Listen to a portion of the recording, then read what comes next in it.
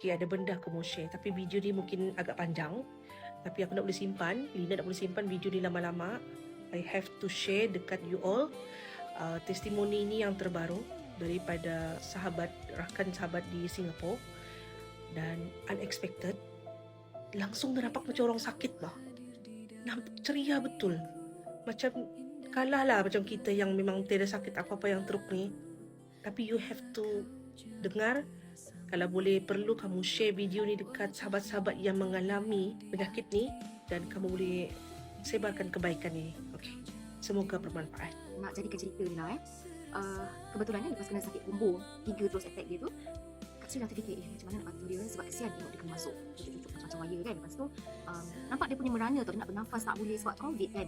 So dia kena function dengan oksigen. So doktor memang cakap dalam seminggu ni jangan lepaskan dia benda ni sebab teruk. Kerana dia bukan pasal COVID itself. Kalau mungkin COVID sahaja tak seteruk itulah mungkin kan. Tapi sebab dia kena attack combo ni, dia kena trauma at the same time, dia kena high fever at the same time, dia kena infection at the same time. So benda 3 combo ni buat dia totally flatten lah, sakit tu sampai maaf cakap sedih untuk Kak Sri nak cerita sebab benda tu reflect memories lah yang mana melihat dia dengan pada macam tu. Dia kena mild brain infection. So itulah ceritanya bila kena mild brain infection tu dia jalan sampai menirung macam tengek, memiring gitu kan, macam nak ketang sengit gitu. Dia tak boleh jalan lurus dan kemudian kaki dia, muscles dia tak kuat.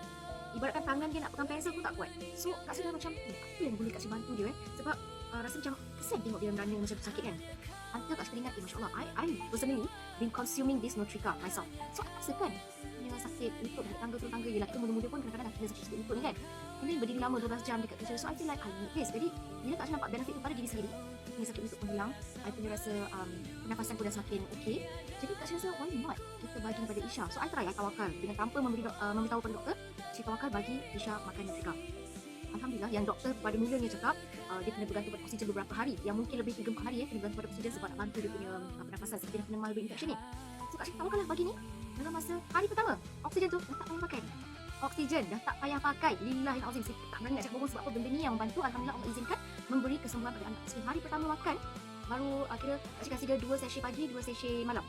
Okay, and in between tengah hari ada juga Kak Sri tuang-tuang sikit tapi separuh dan tak bagi dia banyak. So benda tu sangat membantu anak Kak Sri daripada kena bergantung pada oksigen beberapa hari yang sepatutnya 1 hari pertama je besok dia pakai dah.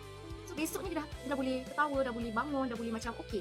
Bukan kata terus sihat tak, tapi dia masih lemah lagi, masih orang kata terganggu pernafasan tapi tak perlu bergantung pada oksigen lagi. So Alhamdulillah Kak Sri teruskan setiap hari selama 5 kita dalam isolation ward juga.